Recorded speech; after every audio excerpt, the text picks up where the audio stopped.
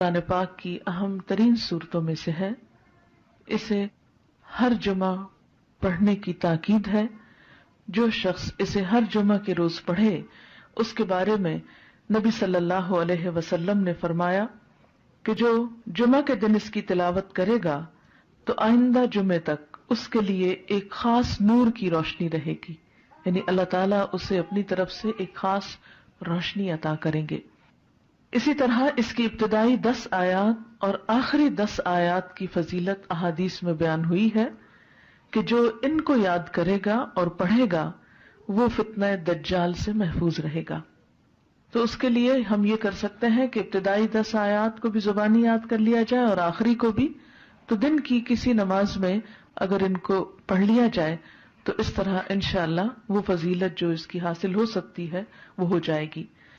حضرت عائشہ رضی اللہ عنہا کی روایت سے حدیث میں آیا ہے، اور یہ حدیث بھی ضعیف جداً ہے، صرف ضعیف نہیں بلکہ ضعیف بھی بہت زیادہ ضعیف ہے، لیکن اس کا آخری حصہ جو ہے وہ صحیح مسلم میں آیا ہے، وہ میں وہاں آپ کو بیان کر دوں گی. رسول اللہ صلی اللہ علیہ وسلم نے فرمایا، کیا میں تمہیں ایسی صورت نہ بتاؤں جس کی عظمت نے زمین و آسمان کو بھر دیا ہے، اور اس کے لکھنے والے کے لیے بھی اتنا ہی اجر ہے، اور جو اس کو جمعہ کے دن پڑھے تو اس جمعہ سے لے کر جمعہ تک یعنی اگلے جمعہ تک اور 3 دن کے زیادہ بھی گناہ بخش دیے جاتے ہیں. اور جو آدمی سوتے وقت اس کی آخری 5 آیتیں پڑھے تو وہ رات کے جس حصے میں بھی اٹھنا چاہے گا اللہ اسے اٹھائے گا. تو لوگوں نے کہا ہاں اللہ کے رسول صلی اللہ علیہ وسلم ضرور بتائیے، تو آپ نے فرمایا سورت کہف. بہرحال ایک اور حدیث میں، اب یہ جو حدیث ہے یہ صحیح مسلم کی ہے کہ جو اسے جمعہ کے دن یا جمعہ کی رات میں پڑھے گا، یعنی جمعہ کی رات وہی جو جمعہ سے پہلے آ جاتی، وہ فتنے سے محفوظ رہے گا. اور ایک اور بات سے پتہ چلتا ہے کہ فتنہ دجال سے محفوظ رہے گا. اور اس کی جو پہلی 10 آیتوں سے متعلق حدیث ہے وہ بھی صحیح ہے کہ جو شخص اس کی پہلی 10 آیتیں پڑھے گا، یاد کرے گا، وہ فتنہ دجال سے محفوظ رہے گا. اسی طرح اس کے پڑھنے سے گھر میں سکینت اور برکت نازل ہوتی ہے.